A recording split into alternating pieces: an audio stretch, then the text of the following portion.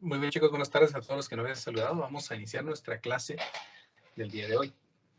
Vamos a seguir avanzando en nuestros contenidos. Aquí tengo ya lista la planificación. Hemos cumplido y alcanzado nuestra primera prueba objetiva parcial el día lunes. Iniciamos hoy con los siguientes contenidos. Entonces vamos a poner aquí con este color. Empezamos los contenidos para nuestra segunda unidad. Empezamos con el tema de deflexiones por integración de la ecuación del momento flexionante. El tema en general es deflexión de vigas. Vamos a intentar encontrar expresiones que nos muestren cuánto se deforma una viga debido a un conjunto de cargas que se estén aplicando en ella. Nosotros sabemos actualmente que un objeto pues, se deforma bajo la acción de una carga, ya sea en compresión, en tensión o torsión. Pero ahora pues vamos a tratar de encontrar cómo es la deformación por flexión, algo que no habíamos trabajado antes. Entonces, hoy que es 16 de marzo del 2022, empezamos con el tema de deflexión de vigas.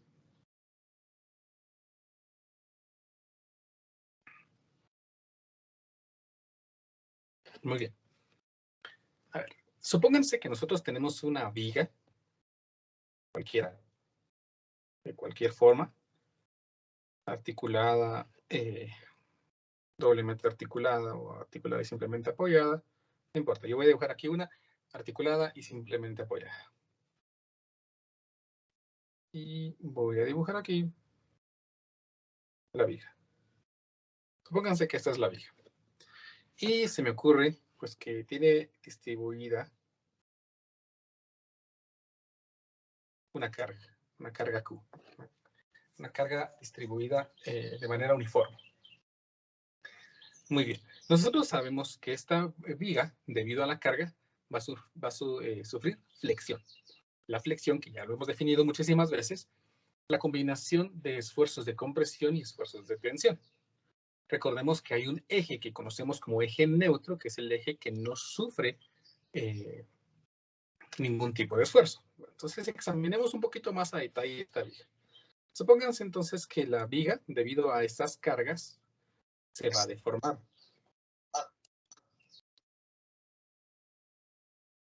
Y más o menos intentaré dibujar algo que represente exageradamente la deformación de esa viga.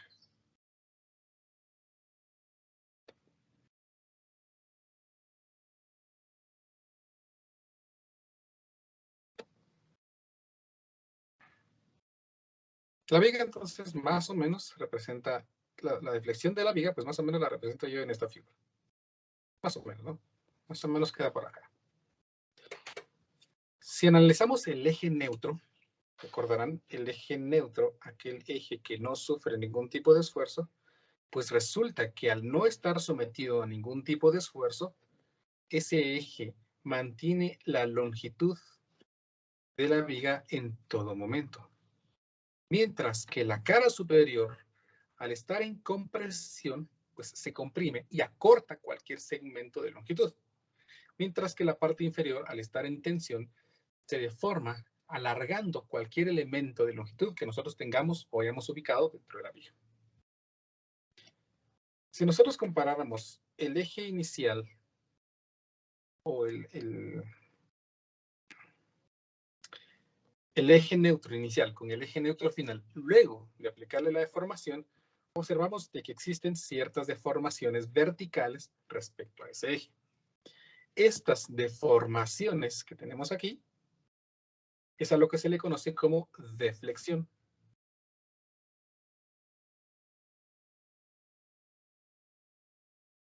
Generalmente las vigas se deflectan a causa de las cargas que se aplican perpendicularmente al eje de esta. También esta deflexión, pues también en algunos casos se le conoce como flecha.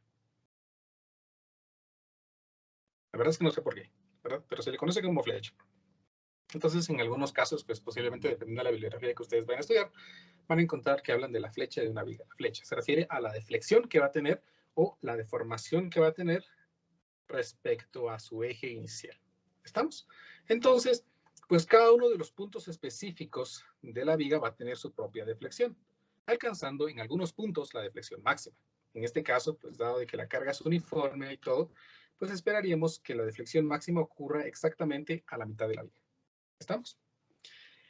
La curva que define el eje neutro de la viga se conoce como elástica de la viga.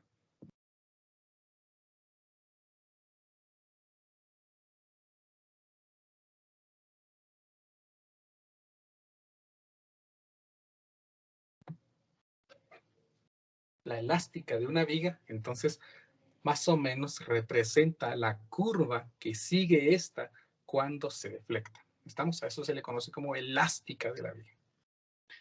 Para poder expresar o para poder encontrar algún conjunto de expresiones que definan cómo se va a deflectar la viga, pues vamos a intentar analizar un elemento del todo de la viga. Es decir, pues voy a tomar aquí un pequeño elemento. ¿Estamos? Y vamos a analizar ese pequeño elemento. Le voy a hacer un zoom.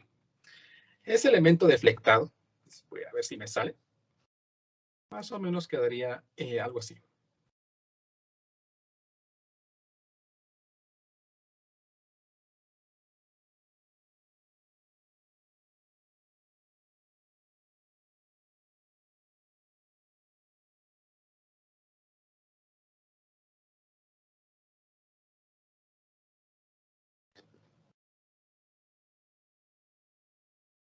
Muy, muy exagerado, ¿verdad?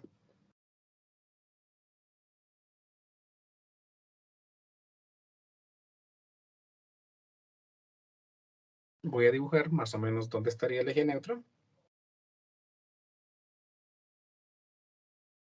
¿Sí?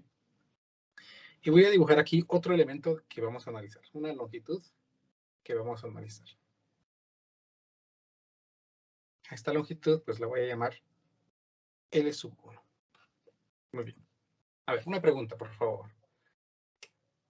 Antes de que la viga esté cargada, ¿sí? Cuando la viga estaba aquí, si yo tomo ese elemento diferencial, pues yo lo que miraría, pues sería un pequeño rectangulito, ¿sí? De la viga, en la que el eje neutro está aquí, y ese elemento L sub 1 que dibujé, pues estaba acá. Cuando la viga se deformó debido a la flexión, pues ese rectangulito se formó más o menos en este trapezoide, mostrando entonces que esta parte pues se comprimió y esta parte se estiró. ¿Qué esperaríamos que le pase a este elemento de longitud L1 con respecto al inicial? ¿Esta longitud es más corta o es más larga? ¿Quién me dice, por favor? Es más corta. Es más corta, excelente, muy bien. ¿Por qué? Pues porque como la viga está sometida a compresión en la parte superior de su eje neutro, pues se está acortando. Muy bien. Si nosotros trazáramos aquí una extensión de estos cortes, por acá también, esos elementos se toparían en un punto que representarían un segmento circular, como que esto fuera un segmento circular. Vamos a llamar al radio de esa curva, medido al eje neutro, ρ, que es el radio de curvatura.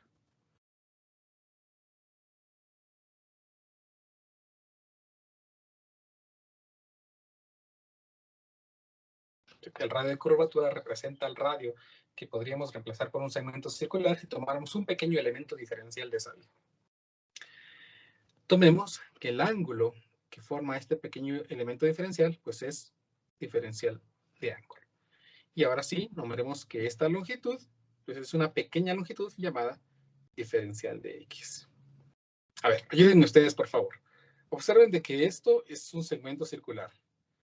¿Cómo podemos relacionar el radio con el ángulo con la longitud de arco? ¿Alguien que me diga cuál es la ecuación que relaciona esos elementos?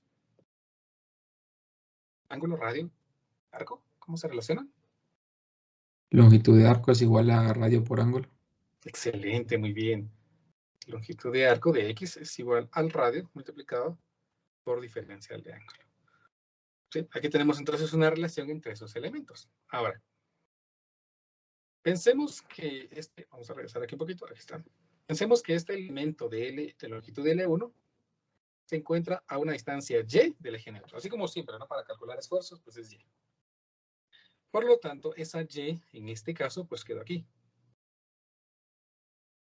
¿Cómo podemos determinar cuánto es esta longitud de arco en términos de este ángulo y este radio ρ? Pues lo voy a hacer exactamente con la misma curva, ¿no? Con la misma ecuación, perdón. Porque recordemos que la ecuación es arco es igual a ángulo multiplicado por radio. En este caso, pues el ángulo es el mismo, pero el radio no lo es. El radio ahora sería el mismo quitándole y.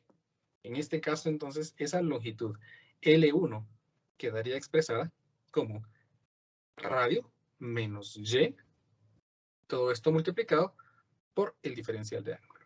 ¿Estamos? Va. Si esta expresión L sub 1 la queremos expresar en términos de x, pues de esta ecuación de acá arriba, yo puedo despejar el diferencial del ángulo y me quedaría que esto es dx dividido el radio de curvatura.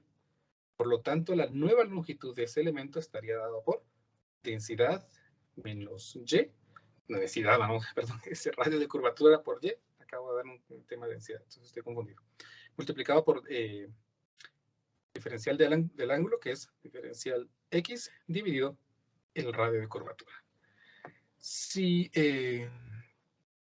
multiplico estas expresiones, pues llego a de que la longitud, pero no sé por qué le puse aquí 1, si simplemente, no, sí es 1, perdón. Esta longitud L sub 1 sería diferencial de x menos y por diferencial de x dividido radio de curvatura. ¿Estamos? Ahí tenemos esta expresión. Intentemos ahora determinar cuánto fue lo que se acortó esta longitud L1 respecto a la longitud inicial que tenía. Bueno, pues delta L, pues recordarán que es longitud final menos longitud inicial. Si es negativo, pues se corta. Si es positivo, pues se alarga. En este caso, la longitud final es esta expresión que definimos aquí, en términos de dx. Por lo tanto, nuestro cambio de longitud estaría descrito como longitud final, que es dx, menos y dividido radio de curvatura por dx, menos la longitud inicial. Bueno, la longitud inicial pues sería lo que medía aquí antes de que se deformara. Y la ventaja de esto es que si no estaba deformado, pues todas las líneas que nosotros trazáramos allí tenían exactamente la misma longitud, dx. Por lo tanto, yo sé que su longitud inicial era dx. Entonces aquí me va a quedar dx. Noten que se cancelan unas expresiones y aquí me queda entonces que el cambio de longitud de esta pequeña línea de análisis en nuestro elemento diferencial, pues es menos y, que depende de su ubicación, por el radio de curvatura por dx. Noten que es negativo, indicándome efectivamente pues, que está sufriendo un acortamiento. Seguimos con este análisis y recordarán que la deformación unitaria pues, es simplemente el cambio de longitud dividido la longitud inicial. En este caso, entonces, aquí me quedaría el cambio de longitud, que resultó ser menos y dividido ρ por dx, y todo esto dividido entre la longitud inicial, que era dx. Se cancela dx y finalmente entonces la deformación unitaria es menos y dividido el radio de curvatura. ¿Estamos? Ahí tenemos entonces la deformación normal que sufre cualquier línea cuando una viga se va a flexionar. Pero ¿y de qué me sirve eso? Pues lo que pasa es de que, pues recordemos que de la ley de Hooke para la deformación, pues el esfuerzo es igual a la deformación unitaria por el módulo de elasticidad, ¿verdad? Entonces, si yo reemplazo esta expresión de la deformación normal, dado que se está comprimiendo, y reemplazo la expresión de esfuerzo debido a la deformación, la ecuación de esfuerzo debido al esfuerzo en una viga, pues me va a quedar lo siguiente. Recordemos que el esfuerzo en una viga debido a un momento es menos el momento por la ubicación en el que estamos calculando el esfuerzo, dividido el momento de inercia. Y si lo reemplazo aquí, lo que acabo de calcular, me quedaría menos y dividido el radio de curvatura multiplicado por el módulo elástico. Esta expresión, entonces, en esta expresión puedo cancelar los signos negativos y puedo cancelar estos y.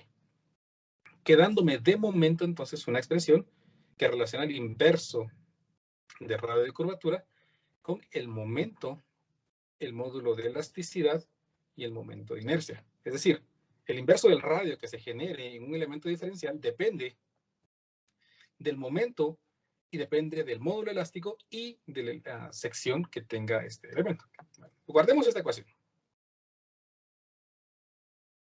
Vean que aquí he encontrado una expresión que me define el radio que va a tener ese elemento diferencial en términos del momento que se está aplicando, del módulo elástico y del momento de inercia. Guardémosla para acá. ¿Qué más elementos tenemos? Miren, pues voy a copiar esta figurita.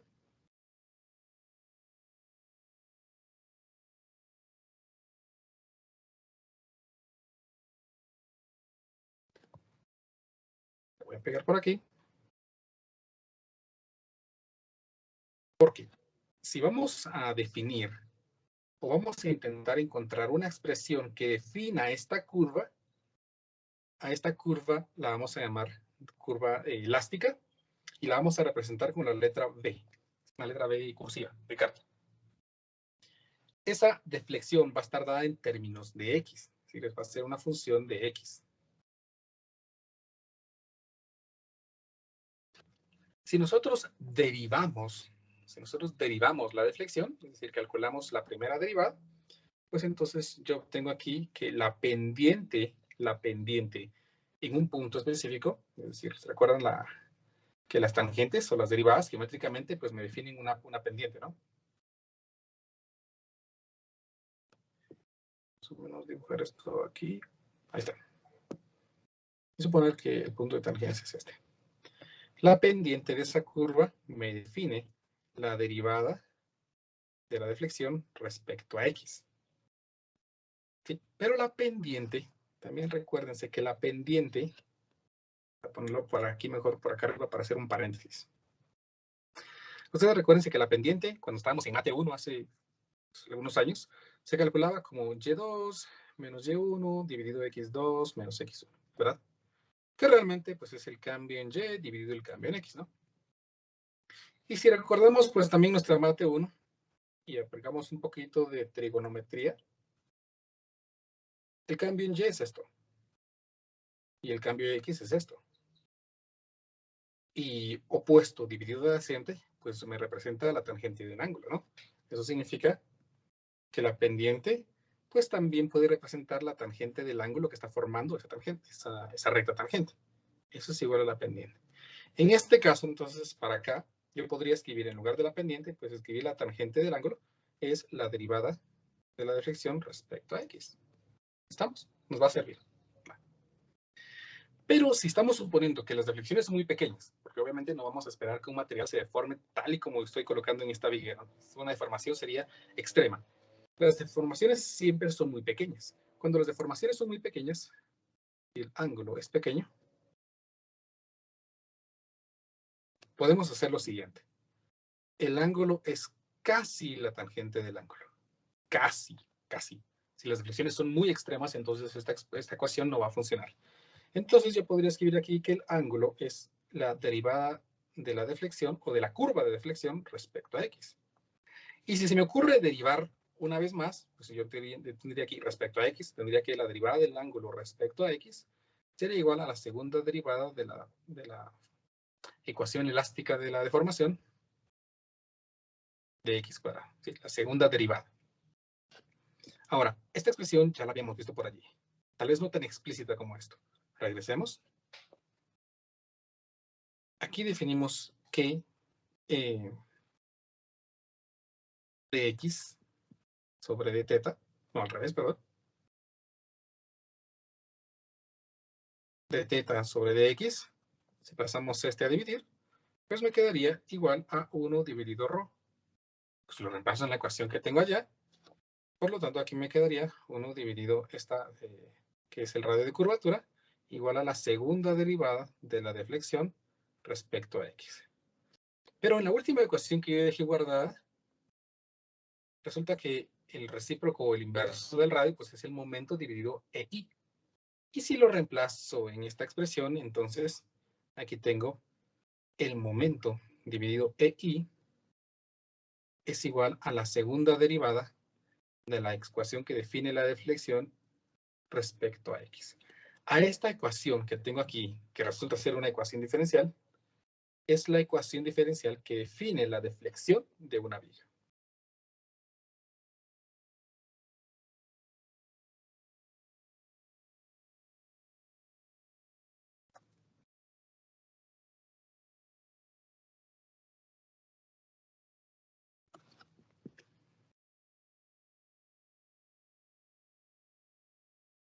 ¿Estamos? Esa es la ecuación diferencial de la deflexión de una viga, pero en términos del momento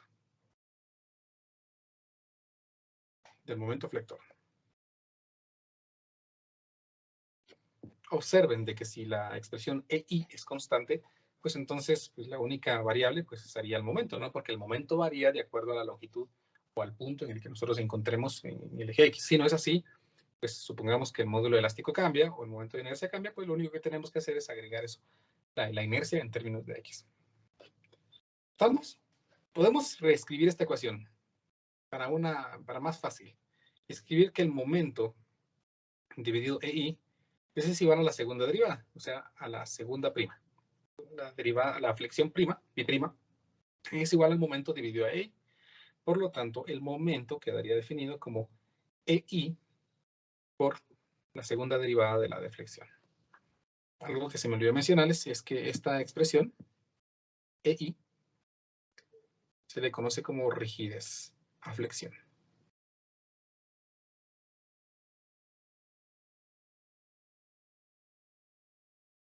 La rigidez a flexión define qué tan fácil o qué tan difícil es flexionar un objeto.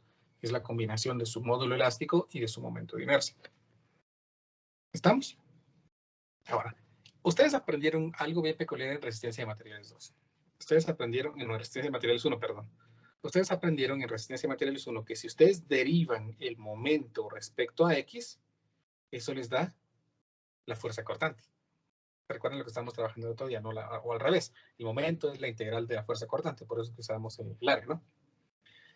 Pero también aprendieron que si ustedes derivan la carga respecto a X, perdón, la fuerza cortante respecto a X, eso le da el negativo de la carga a la que se está aplicando una vía. Por lo tanto, si nosotros hacemos o aplicamos estas ideas a la ecuación diferencial que nosotros tenemos aquí, pues podemos seguir. Si yo derivo el momento respecto a X, pues aquí tendría la tercera derivada, y la derivada del momento respecto a X es la fuerza cortante, llevándome entonces a una ecuación extra, que me dice que la fuerza cortante dividido EI es la tercera derivada de la deflexión respecto a X. Y si aplico esta última, es decir, derivo la fuerza cortante, me da la negativa de la carga, entonces yo puedo escribir aquí que el negativo de la carga dividido EI es igual a la cuarta derivada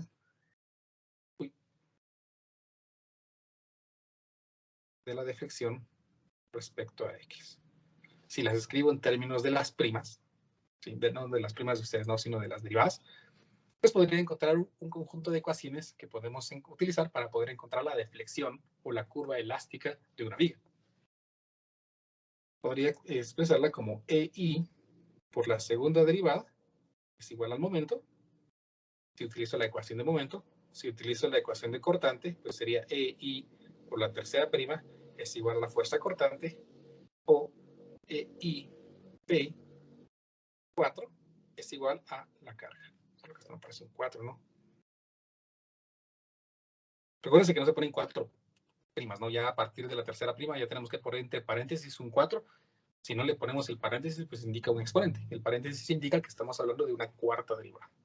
Entonces aquí tenemos las tres ecuaciones diferenciales que nos van a permitir encontrar la curva elástica o la deflexión de una viga en algún punto específico si lo queremos, dependiendo de la ecuación que queramos usar. Momento, cortante, carga. ¿Estamos? Pero son ecuaciones diferenciales. Por favor, tomemos en cuenta que son ecuaciones diferenciales. Y pues se acuerdan cuando llevaron ese curso tan bonito de ecuaciones diferenciales, pues las ecuaciones diferenciales siempre tienen condiciones. Siempre aparecen unas constantes, y esas constantes pues generalmente son condiciones iniciales que nosotros tenemos que encontrar. E inevitablemente aquí, para deflexión en vigas, necesitamos determinar cuáles son esos valores de esas constantes, a lo que vamos a conocer como condiciones iniciales. Entonces voy a poner aquí antes ecuaciones diferenciales de la deflexión de una viga.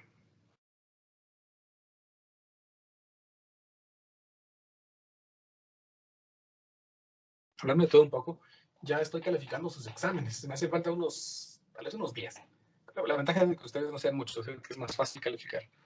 me hace falta unos 10. Si yo termino hoy, pues hoy tipo 11, 12 de la noche, pues yo les mando un enlace allí al Moodle donde está su examen para que ustedes puedan revisar cuánto sacaron y ahí van a tener su nota también, ¿sí? Si tienen alguna duda con revisión o algo, pues no se preocupen, me pueden decir. Yo les puedo dar la revisión. Bueno, sigamos hablando de esto. Hablemos de las condiciones iniciales. Es decir, las expresiones o las condiciones que yo voy a poder cumplir cuando nosotros tengamos que encontrar constantes de integración que aparecen en las ecuaciones diferenciales. Miren pues, primero, vamos a suponer, esto es bien importante, que los apoyos son rígidos. ¿A qué se refiere eso de rígido? Pues que son indeformables. Por lo tanto, las deflexiones en los apoyos nunca van a ocurrir. Entonces, eso es una condición inicial. Entonces, yo digo que la deflexión en apoyos es 0, siempre, independientemente del apoyo que tengamos. ¿Estamos? Por lo tanto, eso me puede servir una condición. Yo sé que la deformación en este punto pues es 0. ¿Estamos? Recuérdense, por favor, de esa expresión. Dijimos que la derivada de la deflexión respecto a x, pues me define el ángulo, ¿no? El ángulo, por favor, que no se les olvide. ¿Qué otra condición importante tenemos? Pues la deflexión, el ángulo en la deflexión máxima siempre es 0. Como así el ángulo en la deflexión máxima. Pues como en una deflexión máxima, en el punto de máxima deflexión, nosotros tenemos que su pendiente es 0. Si su pendiente es 0, su tangente del ángulo es 0 y por lo tanto su ángulo es 0. Estamos hablando entonces que, vamos a poner aquí, d', o sea, el ángulo, porque el ángulo se define mediante la derivada, en deflexión máxima,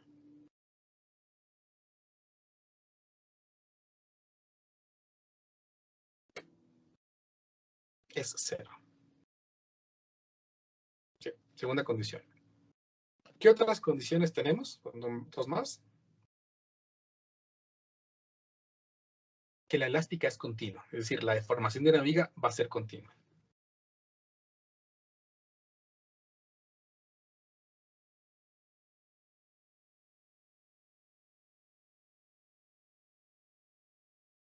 ¿A qué se refiere eso de que la elástica es continua? Pues que se supone que la curva elástica no puede tener quiebres, no puede venir aquí de pronto y de pronto ya viene para acá. Tiene que ser continua. Y para que una función sea continua, pues se recuerda. Es muy matemático el curso de resistencia 2. Debe recordarse que debemos asegurarnos de que el límite, cuando x tienda a un valor específico de nuestra curva elástica, exista. Para que el límite exista, pues tienen que recordarse que los límites tanto por la izquierda como por la derecha, pues existan. ¿Estamos? Por último, tenemos que asegurarnos de que los ángulos a lo largo de la elástica tienen que ser suaves. No es eso, no es de que los ángulos sean suaves, sino el trazo de la curva debe ser suave.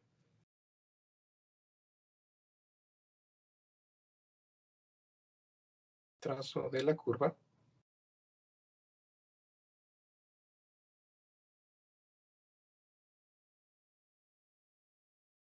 ¿A qué se refiere con que el trazo de la curva debe ser suave?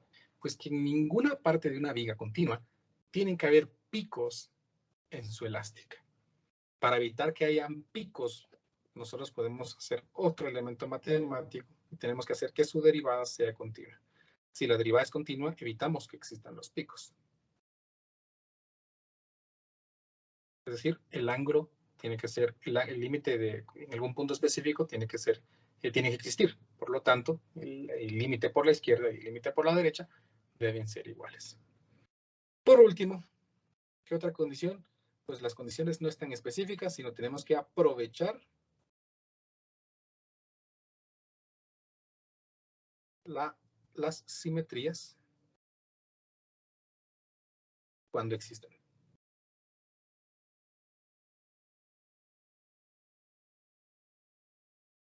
¿A qué se refiere con eso de simetrías? Pues si suponemos que esta viga que se estaba mostrando al inicio está uniformemente cargada, pues yo esperaría que el ángulo que se forme en este apoyo sea exactamente el mismo ángulo que se esté formando en este apoyo, pues respecto a esto, ¿no? Este ángulo aquí tiene que ser el mismo ángulo acá. Son ángulos iguales. Entonces podemos aprovechar eso. ¿Estamos? Cuando se pueda. Pero si aquí hubiéramos tenido una carga triangularmente distribuida, pues entonces eso va a generar que no tengamos una deformación uniforme en nuestra viga. ¿Estamos? ¿Me explico? ¿Alguna pregunta de momento, chicos? Con esto, porque no creo que nos vaya a dar tiempo de empezar nuestro primer problema para el día de hoy. Empezaríamos la siguiente clase. Vamos a hacer, va a ser muy matemático esta parte. Entonces, pues, si ustedes pueden recordarse un poquito de integrales, de límites, pues de derivadas inevitablemente, un poquito de álgebra, para que no se me pierdan, porque, pues, si ustedes no se recuerdan de algún elemento importante, pues se me pueden perder en algún momento. Entonces, lo ideal sería, pues, tener frescos los conocimientos de integrales, derivadas, expresiones algebraicas en general. ¿Estamos? Si no hay dudas, pues vamos con nuestro ejemplo número 1, solo para aprovecharnos de las ecuaciones que acabamos de ver.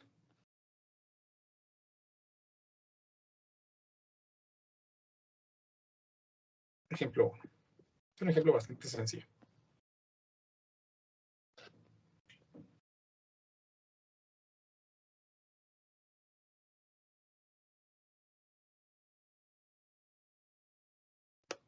A ver, pues, dice el problema. La curva de deflexión para una viga simple AB, consulta la figura, aquí tenemos una viga simple, está dada por la siguiente ecuación. Esta es la ecuación que define la deflexión, es decir, para cada valor de x, vean, ese es el origen, para cada valor de x a la que yo le asigne, pues la ecuación me va a definir cuánto se ha deflectado la viga. ¿Cuánto se ha deflectado? El negativo es porque la deflexión se da hacia abajo. Estamos viendo que está en términos de su longitud, en términos de su módulo elástico y del momento de inercia que posea. Y x es la variable, también de la carga inicial. El problema me dice, describa la carga que actúa sobre la viga. Esta ecuación me define la deflexión y me piden la carga. ¿Qué puedo hacer? Bueno, vamos a ver lo siguiente aquí. Miren, pues. Si yo derivo 4 veces de la deflexión, ¿qué me da? Pues me da el negativo de la carga. Genial. Entonces, pues lo único que tengo que hacer aquí es derivar 4 veces y ya voy a tener la expresión que define la carga en la viga. Entonces, empecemos a derivar. Lo primero que voy a hacer pues, es reacomodar la expresión de la que define la deflexión. La deflexión, entonces, sería igual a menos la carga inicial, que es constante, dividido 360, que es constante, la longitud, que es constante, el módulo elástico y la inercia. Noten que aquí tiene una x que estaba acá. ¿Por qué? Porque la voy a multiplicar por las expresiones que tenemos aquí. Para que me quede 7x menos 10 L cuadrado x al cubo más 3x a la quinta. Tengo entonces la expresión que define la deflexión, pues un poquito modificada. ¿Y por qué la modifiqué? Porque me va a ser bien modificada. Ahorita van a ver por qué.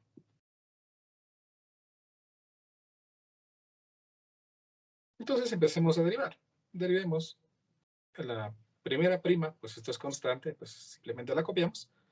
360 LEI multiplicado por la derivada de las expresiones. Pues aquí me quedaría 7L a la cuarta menos 30L cuadrado X cuadrado más 15X a la cuarta.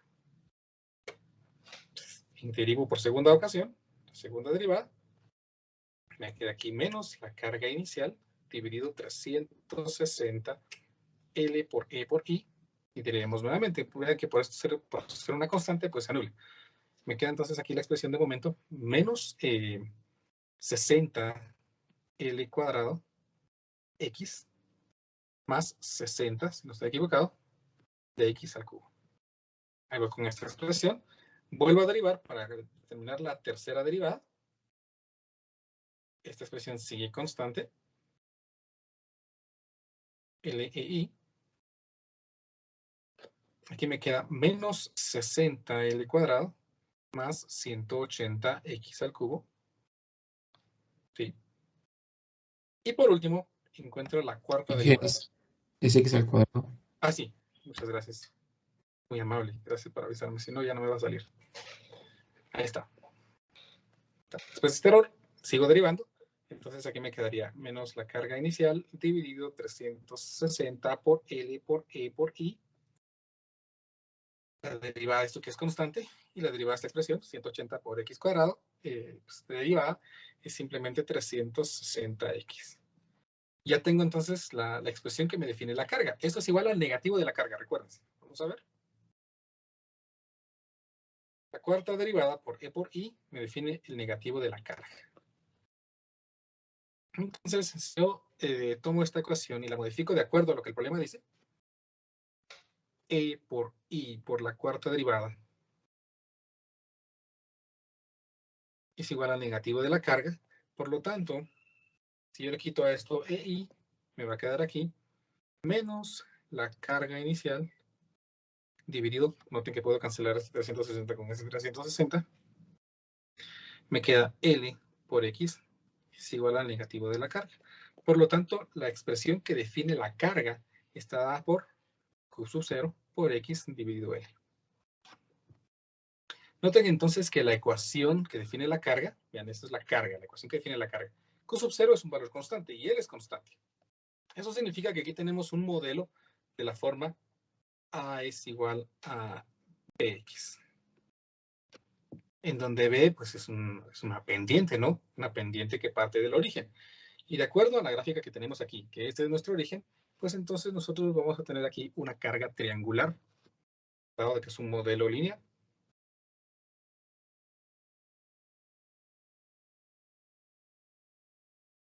En el que este valor vale Q sub 0. Entonces, aquí tenemos la expresión o la descripción de la carga que se está aplicando sobre esa viga. ¿Estamos? Noten esto bien importante. Para cuando X vale 0, pues no hay carga. Y para cuando X vale L, pues aquí es L, L se cancela con L y Q es Q sub 0. Entonces es un modelo triangular. La carga entonces que se aplica sobre esta viga es una carga triangular. ¿Me explico? ¿Alguna pregunta?